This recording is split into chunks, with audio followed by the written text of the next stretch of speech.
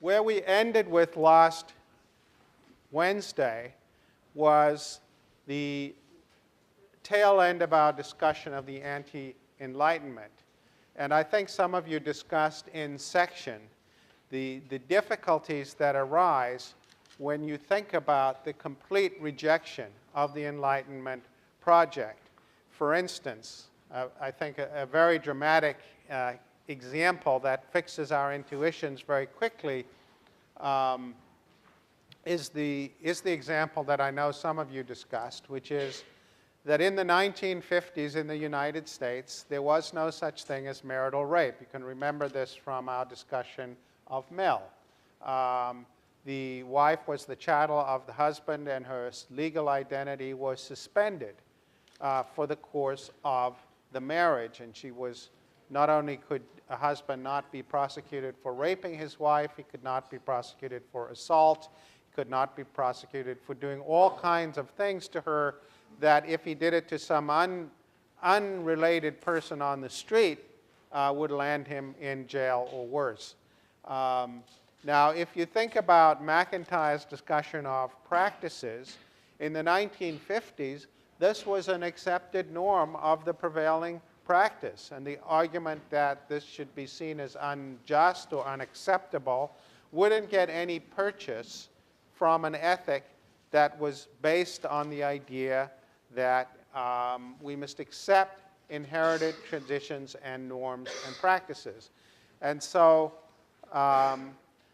the one important takeaway point from that is, however difficult the Enlightenment ideas of individual rights and trying to make objective statements about what goes on within systems of human association is, however difficult that Enlightenment project is, giving up on it completely presents even more insuperable problems, because very few people are really going to want to go all the way with abandoning the idea that the individual should be subordinated to community norms and practices, and abandoning the notion that we can appeal only to tradition in thinking about whether or not traditions as we've inherited them are acceptable. And so enter democracy, the last section of the course, in which we're going to talk about a tradition which I think does a better job than any that we have considered hitherto in delivering on the promise of the mature Enlightenment, the promise to recognize individual rights as the most important normative ideal, and to base politics on some commitment to objective knowledge about human society that goes beyond the beliefs, commitments, and practices of whoever happens to be around and whatever values they happen to have. Now, one thing about democracy that distinguishes it from all of the traditions we've considered thus far is that it's a tradition that was made famous by its critics. If you think about the ones we've considered thus far, you know, the social contract was made famous by Hobbes and Locke. Utilitarianism was made famous by Bentham. Marxism, obviously made famous by Marx. These were all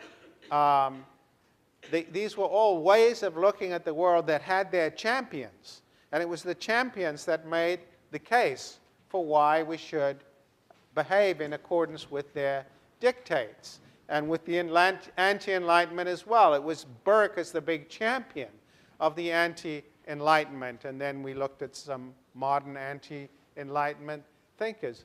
Democracy was made famous by its critics. Who do you think this is? Any guesses? Who's that on the left? That gent on the left? Nobody know? Nobody want to guess? Who's that? Yeah. Aristotle? Close. Who? Okay. Who's the gent on the right?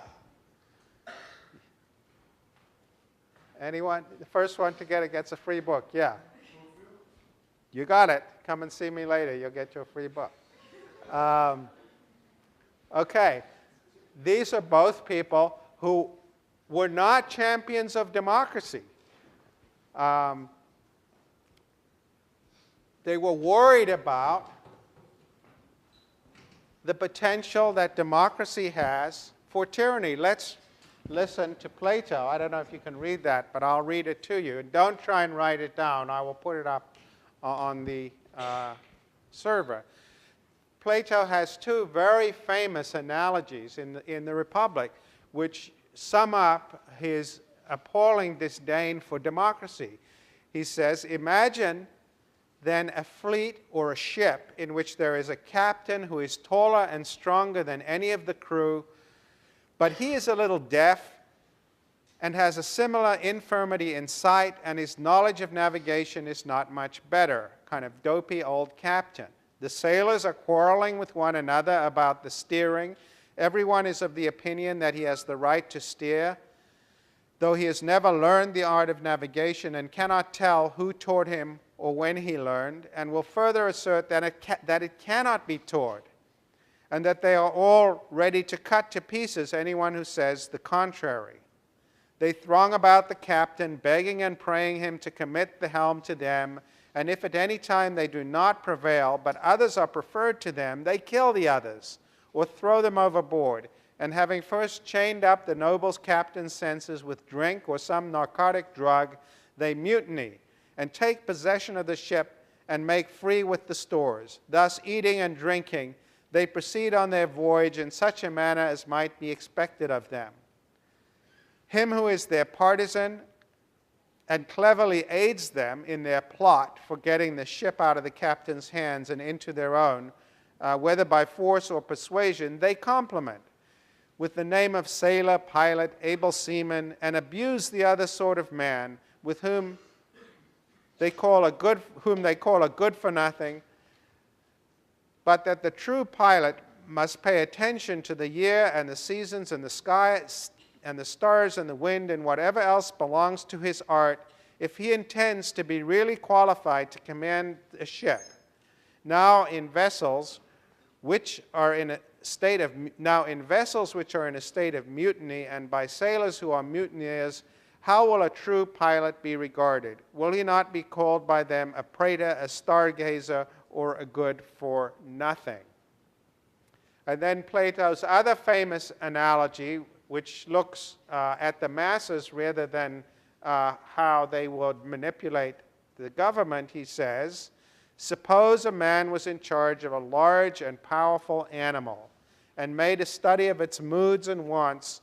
He would learn when to approach it and handle it, when and why it was especially savage or gentle, what the different noises it made meant, and what tone of voice to use to soothe it or to annoy it. All this he might learn by long experience and familiarity, and then call it a science, and reduce it to a system and set up to teach it. But he would not really know which of the teacher's tastes and desires was admirable or shameful, good or bad, right or wrong. He would simply use the terms on the basis of its reactions, calling what it pleased good and what pleased it good and what annoyed it bad.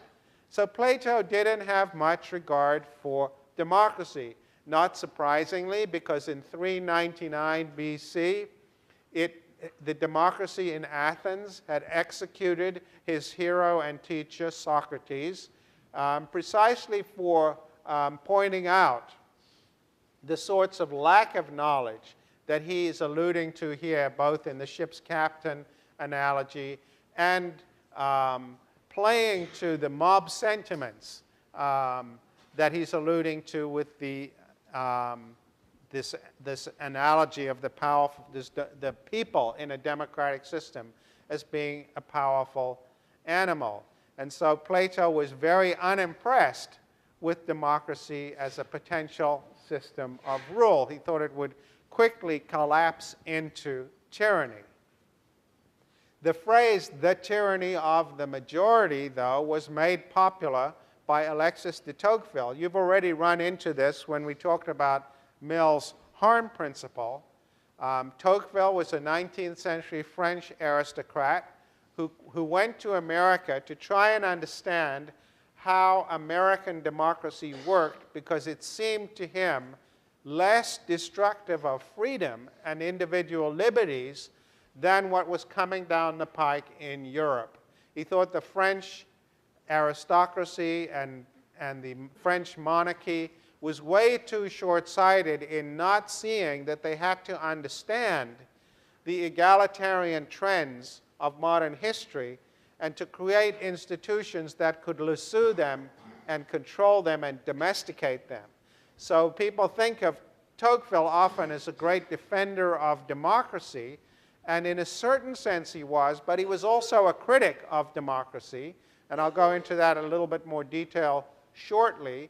But his main reason for thinking that American democracy was a relatively good system was its propensity to limit egalitarian impulses that he thought were breaking out all over Europe.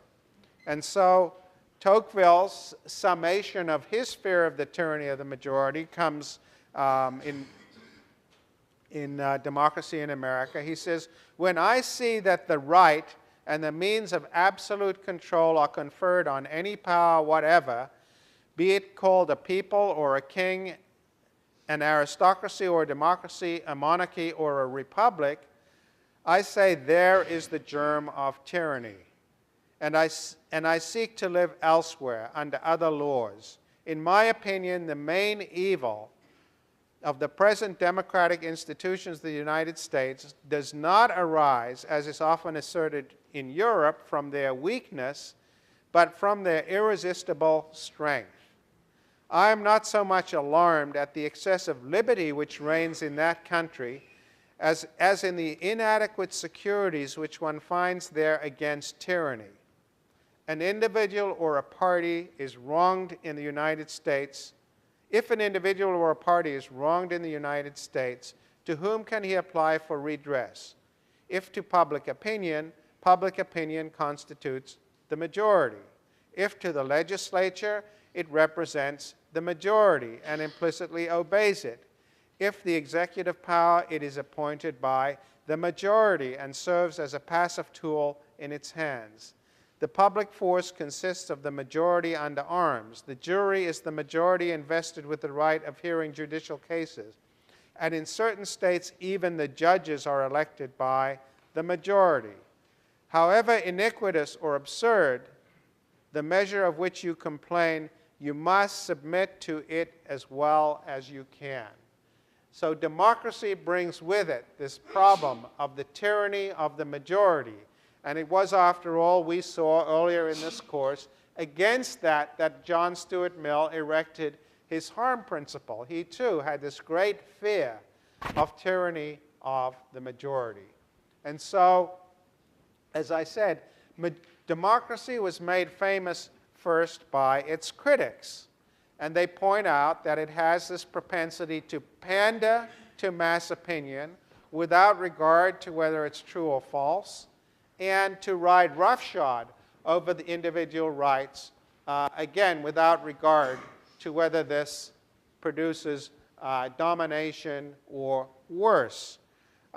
So that being the case, it seems like prima facie not very encouraging to think that democracy can deliver on the Enlightenment, where we're talking about politics that's based on science and politics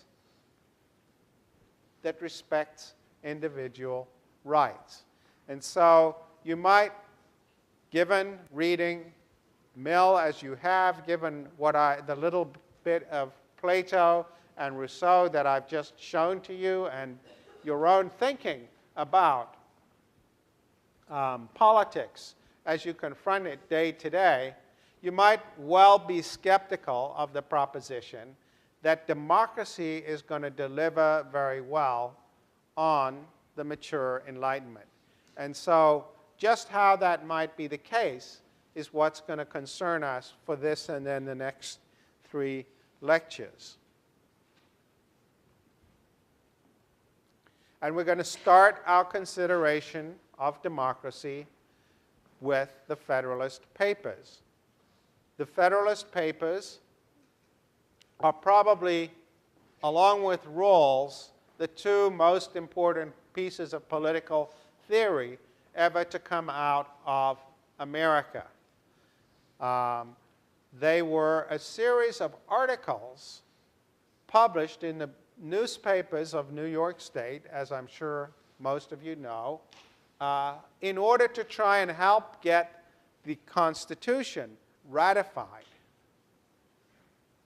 They were, although authored by these 3 gentlemen, James Madison, Alexander Hamilton, and John Jay, they were signed by the name, with the pseudonym Publius, which was short for Publius Valerius Publicola, who was reputed to be the consul who had restored the Roman Republic in 509 BC. Whether in fact did is a matter that's debated by historians. The Constitution, by the time they wrote these, the vast majority of these papers, these letters to the people of New York, had already been approved by the majority of the 13 states. But few people believed that it would survive if it wasn't adopted in New York. The Confederate Constitution had required unanimity for the adoption of the Constitution, but in the actual Constitution itself, they had said, well, 9 out of the 13 states will be enough. But nobody really thought it could survive if it was not adopted in New York. And so the Federalists took upon themselves the task, Hamilton, Madison, and Jay, of persuading the people of New York to support the adoption of the Constitution, and indeed they were successful in that endeavor. But they had the fear of this problem of majority tyranny that I've already alluded to with respect to Plato and Mill and Tocqueville, front and center in their considerations. And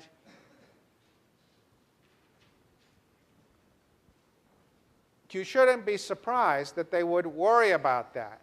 Because if you imagine yourself back into the 18th century thinking about democracy, the ancient ideal of democracy, the ancient Athenian ideal of democracy, had basically been the notion of ruling and being ruled in turn. So, you know, if you have an academic department, let's say, let's set aside the issue of untenured faculty. Just imagine a department of tenured faculty. We have a circulating chair, right? Somebody's chair for 3 years, then somebody else, then somebody else. That's the notion of ruling and being ruled in turn. And the reason you can do that is that everybody basically has the same interests. You don't have to worry about monitoring or controlling the current ruler, because basically they have the same interests as you do, and they're not therefore going to do anything with the collective that you wouldn't do yourself. So that's the ancient ideal of democracy, is ruling and being ruled in turn. It obviously, in the case of ancient Greece, it excluded women, it excluded slaves, so it was a certain truncated conception of a democratic community about which people have discoursed at great length. But given that, the model was the idea that you could have ruling and being ruled in turn without loss, because everyone was assumed basically to have the same interests. Now, as soon as you get a diversity of interests, that mechanism of government goes off the table as a way of doing things. Because then you might have subgroups who see that let's suppose you introduce non-tenured faculty. They're going to have a very different interest than the tenured faculty. And so the idea of ruling and being ruled in turn wouldn't work anymore. Once you have a serious division of interest within the polity, you have this problem. And this is the problem Madison articulates in Federalist number 10 when he says, by a faction, I understand a number of citizens, whether amounting to a majority or a minority of the whole, who are united and actuated by some common impulse of passion or of interest, adverse to the rights of other citizens or to the permanent and aggregate interests of the community.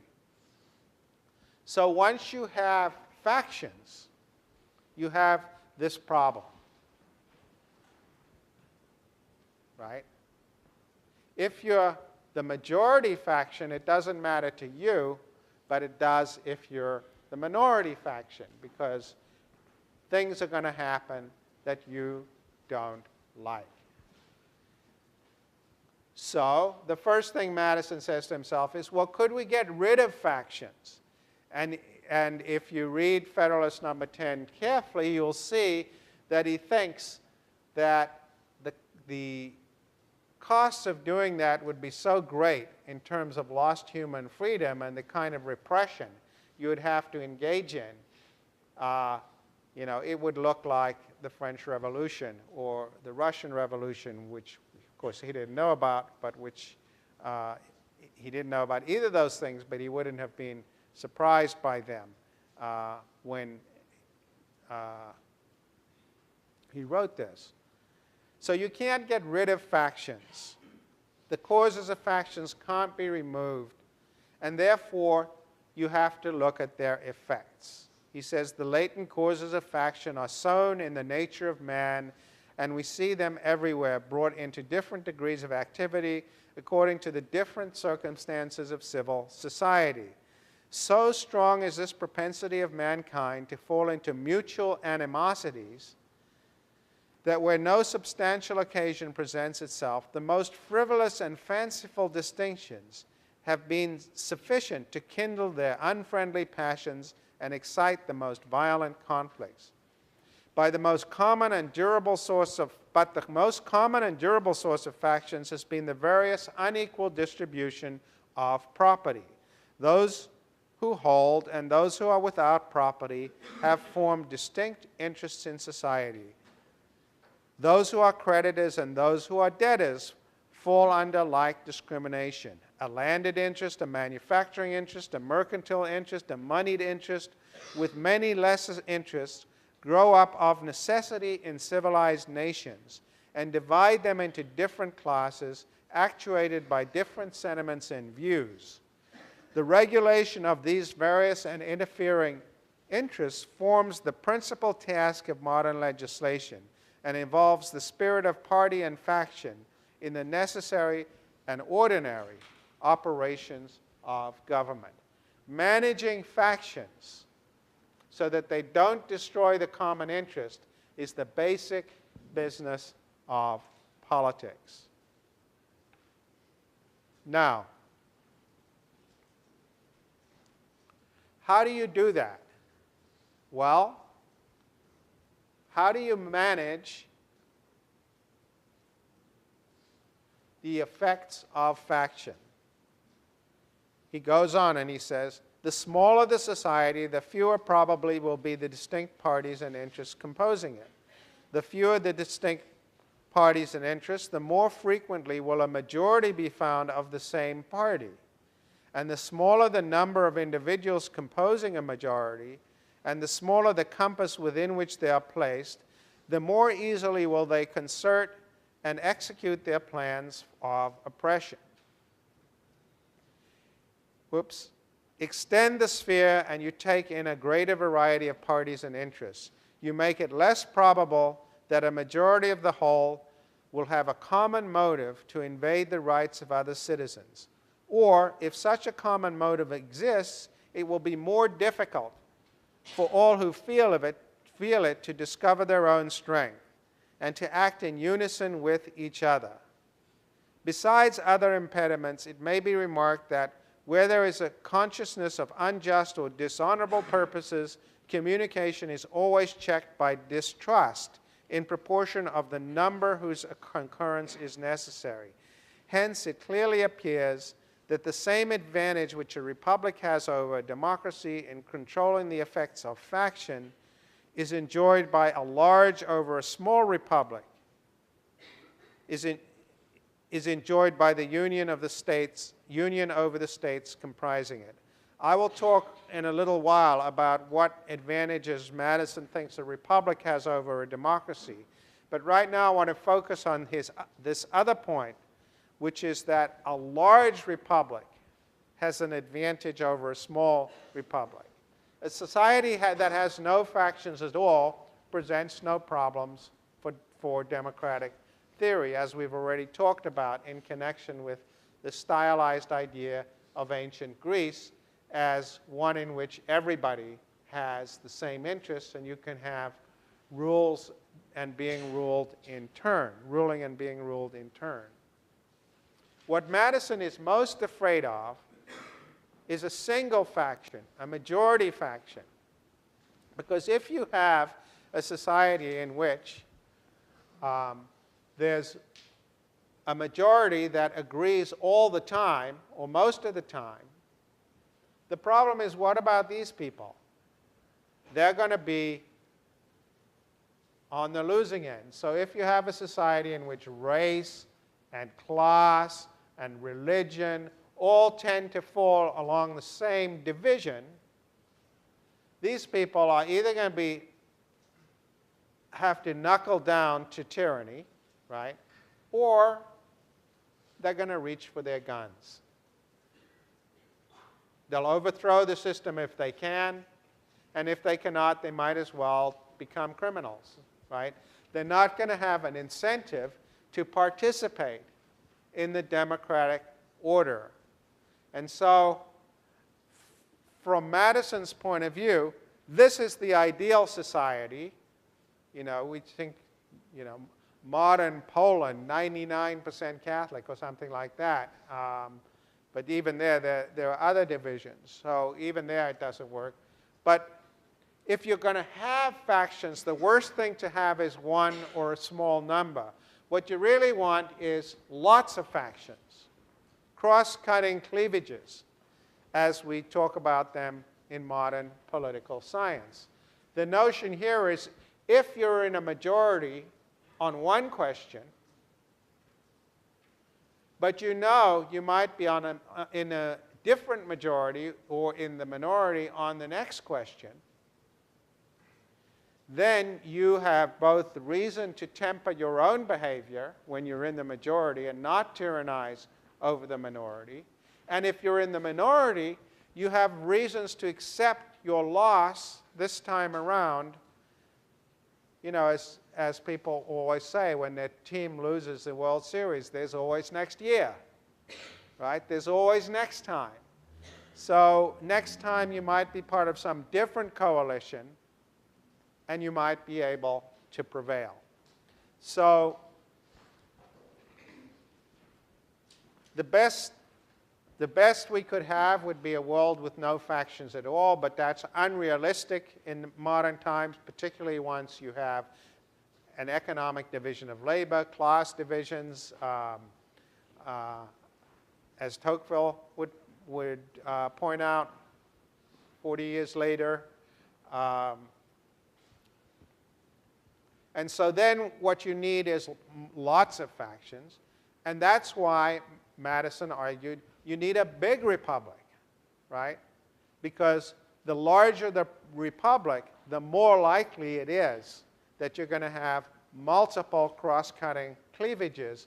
And then the system, we sometimes define democracy as institutionalized uncertainty of outcomes. You don't know. You don't know what the majority is going to decide. We don't know when, if, let's suppose, President Obama nominates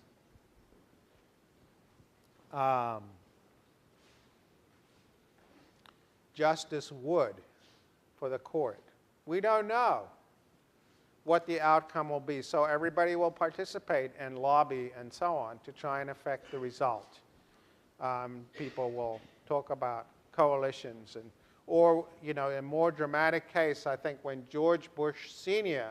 nominated Clarence Thomas to the Supreme Court, it split the African American community right down the middle, right? Because there were people who were largely Democrats who also wanted an African American justice on the court. A good example of cross-cutting bases of political affiliation, right? And so the Madisonian idea is that that's actually a good thing. This institutionalized uncertainty of outcomes prevents the tyrannizing of some groups over others and gives everybody an incentive to remain committed to the process. And that is what would subsequently become called the pluralist theory of democracy, associated most famously in the 20th century with Robert Dahl, who was on the Yale faculty for decades and decades, and is about to turn actually 95 years old this year, and he lives in New Haven. Probably the most famous democratic theorist of the second half of the 20th century. The pluralist theory of democracy builds on this Madisonian idea that what you want is institutionalized uncertainty of outcomes that is a byproduct of cross-cutting cleavages, multiple cross-cutting cleavages, so that winners have reason, present winners have reason to limit the amount in which they tyrannize over losers, and present losers have incentives to remain committed to the process for the future. There's always next year. You want people to believe that in order to keep them committed. But that wasn't enough for Madison. That was the basis of his argument for an extended union, but it wasn't enough for Madison. He was worried that the institutional structure, just as Tocqueville articulated it in the 19th century, that the institutional structure could facilitate tyranny. He says the greatest security against a gradual concentration of the several powers in the same department consists in giving to those who administer each department, the necessary constitutional means and personal motives to resist encroachments of others. The provision for defense must, in this, as in all other cases, be commensurate to the danger of the task. Ambition must be made to counteract ambition. Maybe the most famous line Madison ever wrote. Ambition must be made to counteract ambition. The interest of the man must be connected with the constitutional rights of the place. It may be a reflection of human nature that such devices should be necessary to control the abuses of government. Another famous line. If men were angels, if men were angels, no government would be necessary. If angels were to govern men, neither external nor internal controls on government would be necessary. In framing a government which is to be administered by men over men, the great difficulty lies in this. You must first enable the government to control the governed, and next oblige it to control itself. A dependence on the people is no doubt the primary control of the government, but experience has taught mankind the necessity of auxiliary precautions. So, your basic guarantor is the cross-cutting cleavages among the people, an extended republic. But that's not enough because, and this is really a view that most famously associated with the 19th century liberal British thinker Lord Acton when he said, power corrupts and absolute power corrupts absolutely. The notion is that you really have to divide up power. You have to have an institutional scheme, this is his auxiliary precautions, an institutional scheme which causes people in the different branches of government to check one another. And so we get what Madison called a non-tyrannical republic rather than a democracy. And in that sense, Madison is a critic of democracy, just like Tocqueville and just like Plato. They want to say that pure democracy leads to tyranny, and we have to check it with an institutional scheme that limits what can be done. And so the American system, so-called checks and balances, which you all learned about in high school civics courses, structures the constitutional system that they created. And this is something that you can tell from the passage from Tocqueville that I read you, that Tocqueville didn't fully understand or appreciate, because he thought that every branch of the government was ultimately controlled by the majority. And the designers of the Constitution intended rather to have them at least controlled in different ways by majority opinion, but more importantly, to set up a scheme in which they would control one another. Ambition would be made to counteract ambition. And so we've all been reading in the newspapers this weekend at the moment of the retirement of Justice John Paul Stevens, that he was one of the people, for instance, who checked the expansion of executive power after 9/11 in the Hamdan case by saying it was unconstitutional to use military tribunals to try the Guantanamo Bay detainees. From the point of view of Madison, the specific issue is not what's important here, but rather that what we saw after 9/11 was a big expansion of executive power, right?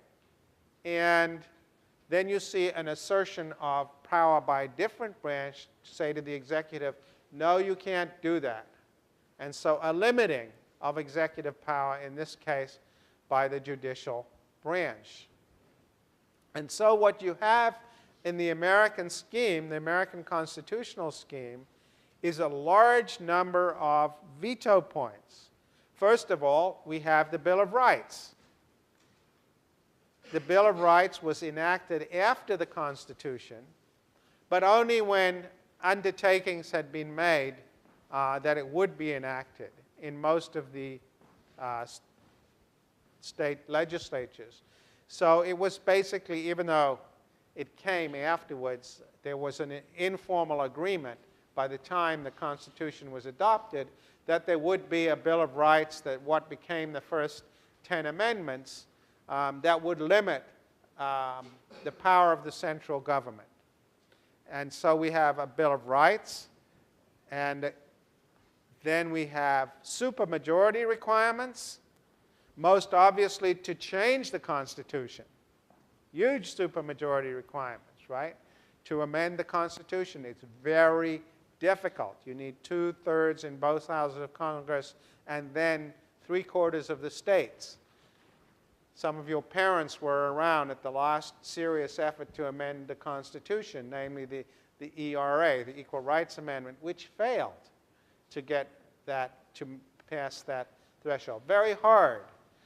But then we have other supermajority requirements. The filibuster rule in the Senate, which we may see come into play in Supreme Court confirmation hearings. That's not in the Constitution, but it's a supermajority requirement nonetheless that we've embedded in our institutional scheme. Anytime you add supermajority requirements, anytime you add supermajority requirements, you make it harder for the current majority to work its will. Separation of powers, already alluded to. The court versus the executive, the legislature versus the executive, the notion that ambition of players in one branch will counteract the ambition of players in a different branch. Greatly debated subject. How effective can the branches really be to check one another? After all, the court does not have an army at its disposal. You know, if the court had, you guys are young enough to remember the 2000 election when we had a knife-edge result and partisans on both sides were saying their candidate won, and it was being litigated in various ways through the state courts in Florida, and we didn't have a clear result. And finally, the Supreme Court in Bush v. Gore ruled in a very controversial decision that President Bush was the winner, or then candidate Bush was the winner, and Vice President Gore was the loser. And Gore stood up on national television and he said, "I accept the result. I don't agree with the result, but I accept the result." He didn't have to. You could imagine in many countries at that point, the Clinton administration would have sent the tanks down Pennsylvania Avenue. What would the court have been able to do? Nothing, right? It's far from obvious in Iraq, right, that the loser of the election is going to accept the result. So there's great debate because the Madison makes heavy weather in the Federalist Papers of the proposition that just writing something on a parchment doesn't guarantee that people are going to accept what you write. So what does it really mean to say that there's separation of powers? Because the court ultimately is dependent upon people just going along with what it says, right? And likewise with the legislature. Yes, you know, there's this attempt to separate. Congress votes. In theory, only Congress can declare war, and Congress has to fund the military. But in practice, it's very difficult for Congress to resist what the executive branch wants to do on all of those things. And when we look at cases where the court faces down either the legislature or the executive branch, it's usually only in cases where what they're doing is very popular. When they're doing, you know, when they're telling Nixon to turn over the tapes, 1973, 74. It's unanimous court, and it's a popular action. If Nixon had been at 95% in opinion polls at that time, it's less clear that the court would have faced down the executive branch, or at least so some scholars claim.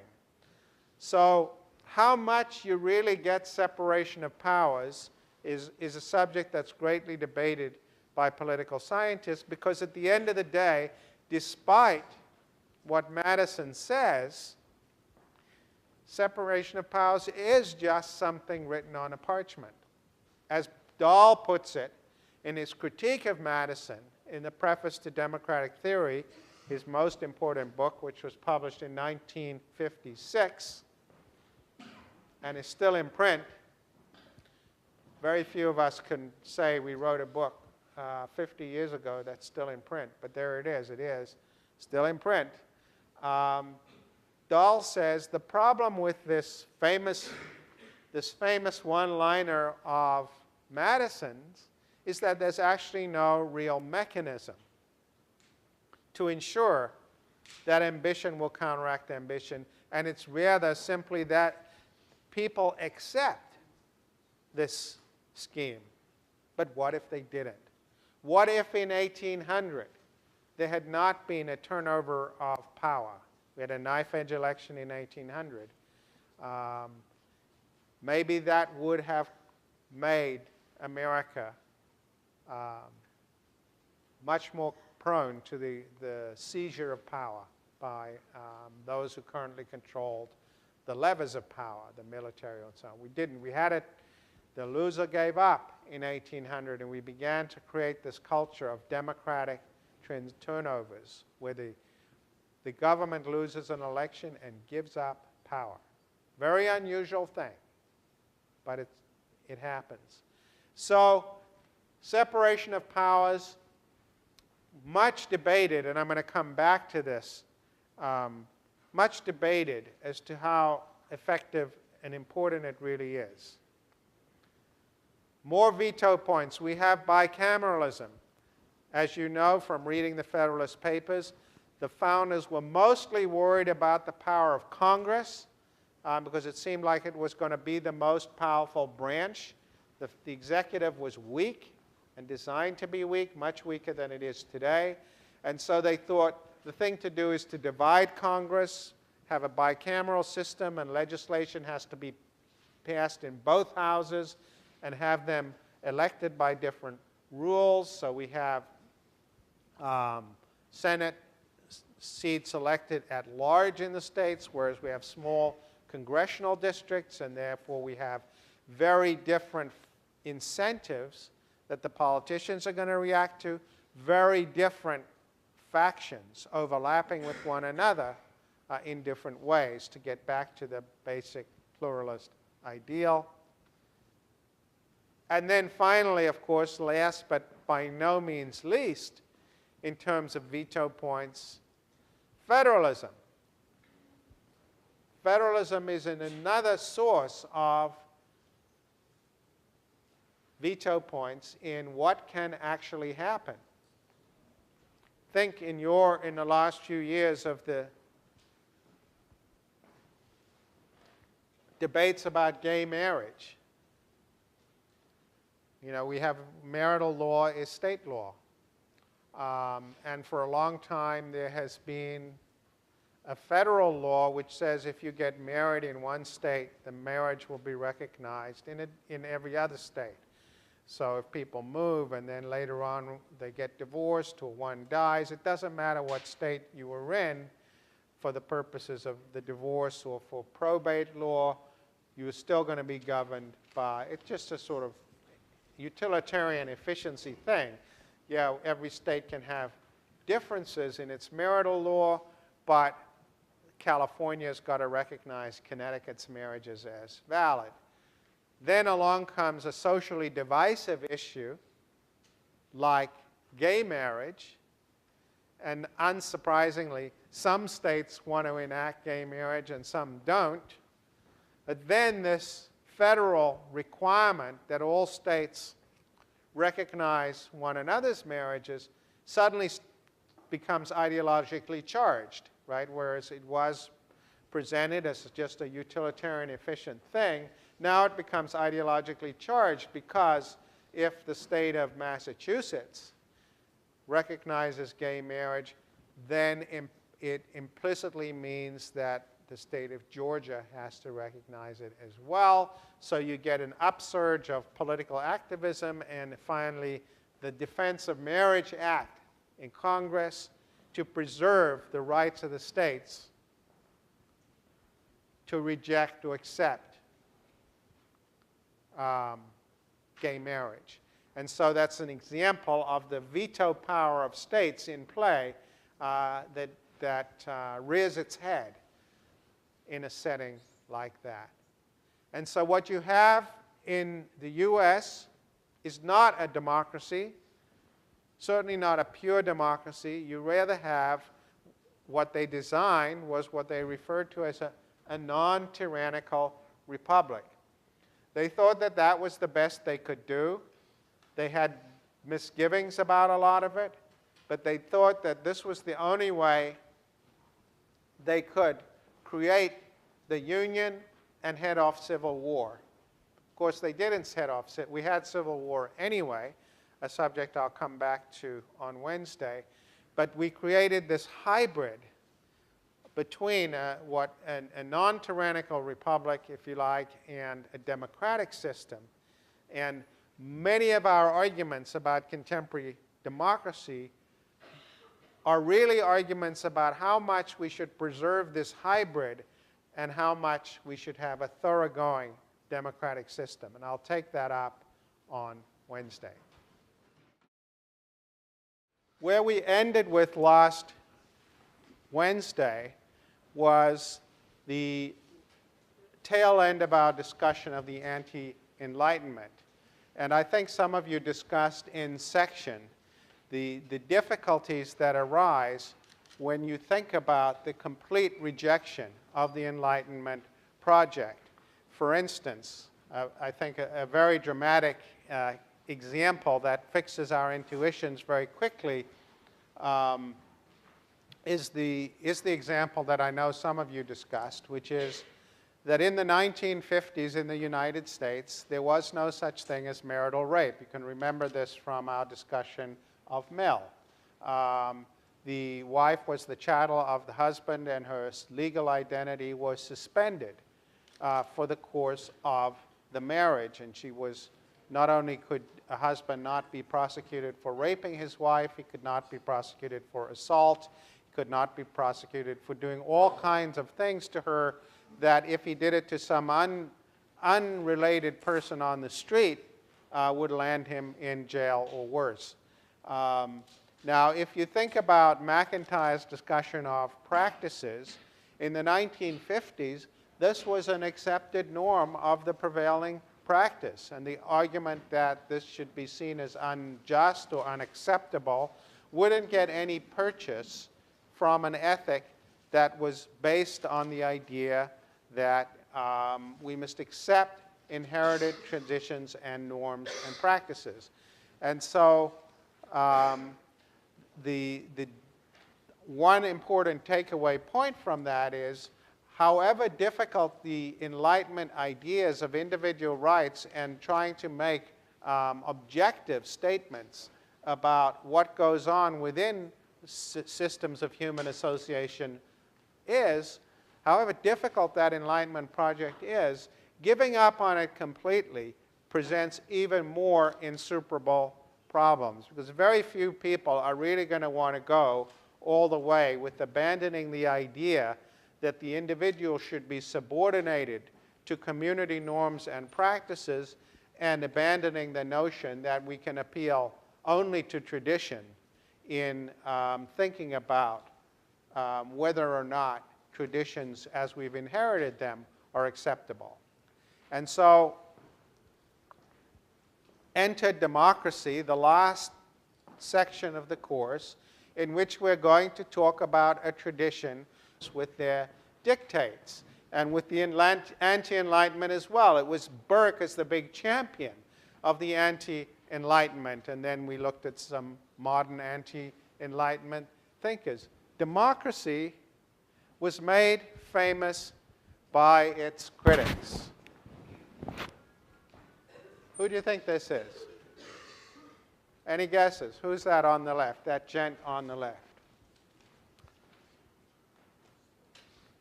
Nobody know? Nobody want to guess? Who's that? Yeah. Aristotle? Close. Who? Okay. Who's the gent on the right? Anyone? The first one to get it gets a free book. Yeah. You got it. Come and see me later. You'll get your free book. Okay. These are both people who were not champions of democracy. They were worried about the potential that democracy has for tyranny. Let's listen to Plato. I don't know if you can read that, but I'll read it to you. And don't try and write it down. I will put it up on the server. Plato has two very famous analogies in the Republic, which sum up his appalling disdain for democracy. He says, imagine then a fleet or a ship in which there is a captain who is taller and stronger than any of the crew, but he is a little deaf and has a similar infirmity in sight, and his knowledge of navigation is not much better. Kind of dopey old captain. The sailors are quarreling with one another about the steering. Everyone is of the opinion that he has the right to steer, though he has never learned the art of navigation and cannot tell who taught him or when he learned, and will further assert that it cannot be taught, and that they are all ready to cut to pieces anyone who says the contrary. They throng about the captain, begging and praying him to commit the helm to them, and if at any time they do not prevail, but others are preferred to them, they kill the others, or throw them overboard, and having first chained up the noble captain's senses with drink or some narcotic drug, they mutiny, and take possession of the ship, and make free with the stores. Thus, eating and drinking, they proceed on their voyage in such a manner as might be expected of them. Him who is their partisan and cleverly aids them in their plot for getting the ship, which I think does a better job than any that we have considered hitherto in delivering on the promise of the mature enlightenment, the promise to recognize individual rights as the most important normative ideal, and to base politics on some commitment to objective knowledge about human society that goes beyond the beliefs, commitments, and practices of whoever happens to be around and whatever values they happen to have. Now, one thing about democracy that distinguishes it from all of the traditions we've considered thus far is that it's a tradition that was made famous by its critics. If you think about the ones we've considered thus far, you know, the social contract was made famous by Hobbes and Locke. Utilitarianism was made famous by Bentham. Marxism, obviously made famous by Marx. These were all ways of looking at the world that had their champions. And it was the champions that made the case for why we should behave in accordance